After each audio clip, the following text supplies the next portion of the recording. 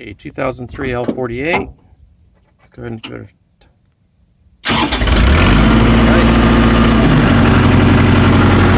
plug it all the way up.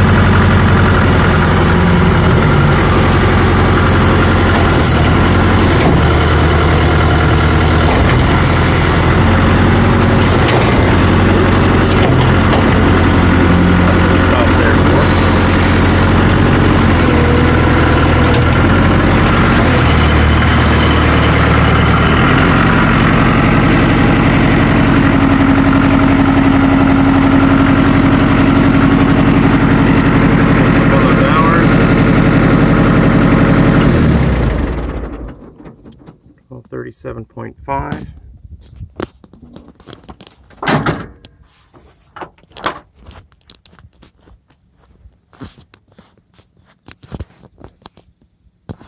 Okay, as I stated to Matt, or whoever's watching this, I did want to be straight up about everything that I'm aware of, all failings, if you will. When you get technical, our muffler pipe there is a little gnarly on the end. This machine's worked.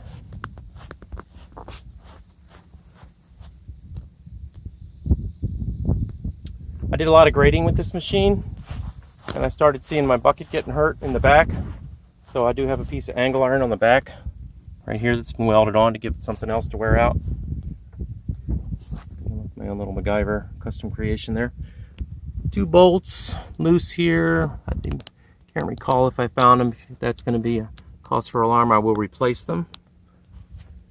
They may not be Kubota brass. Let's see. What else can I tell you? 4-wheel drive, low, medium, high, all that's good. It's a replacement seat. Tractor seats never seem to hold up over time. Alright, we are missing a lug nut. If that's cause for alarm, I will pay for that and get that replaced. Now, I do have a leaky cylinder back here.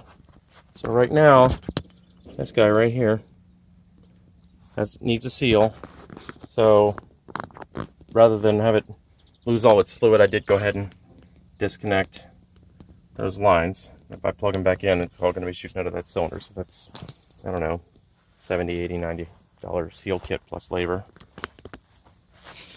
So I've got it temporarily. I just used what I had, I think 3/4 inch extension there to keep it up, and that's to keep it from flopping around. Let's have the rubber pads here. They look kind of like about what you'd expect given the time. Tires up front are brand new. Maybe have a mile or 2 on them. Still got the little teats. I did go ahead and replace these valve stems when I did the tires. I got metal valve stems in there. A little nutty. I like to be able to replace the center core and not have to worry about the rubber deteriorating.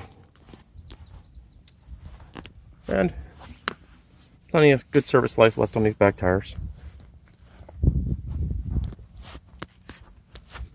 These lines are okay, but you know, they're that goofy plastic stuff they put on there, you know, that's could just be peeled off, take it right back to the line. That wasn't really doing anything. Maybe it was providing some UV protection, I don't know.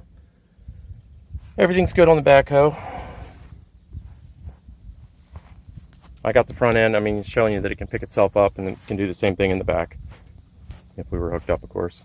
Oh, these little boots right here, those always go on Kubota, everybody knows that. It needs replaced on that one.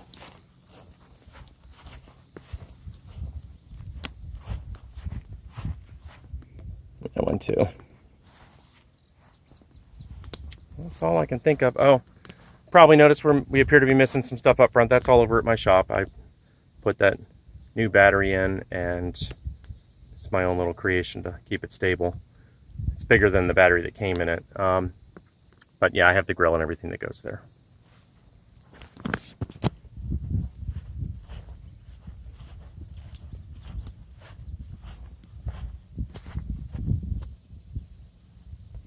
And I do have a 12-inch and a 24-inch bucket with very serviceable life in them.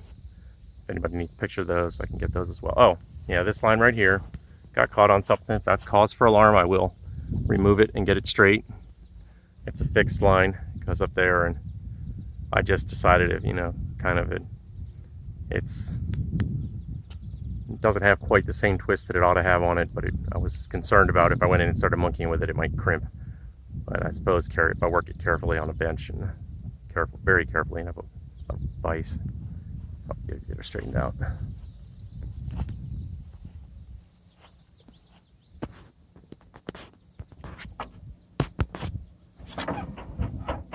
Now I should note that I had a glow plug control module issue, so it was kind of persnickety to figure out since I don't do it for a living like you guys do. So I have a little manual override button here, which triggers the glow plug circuit.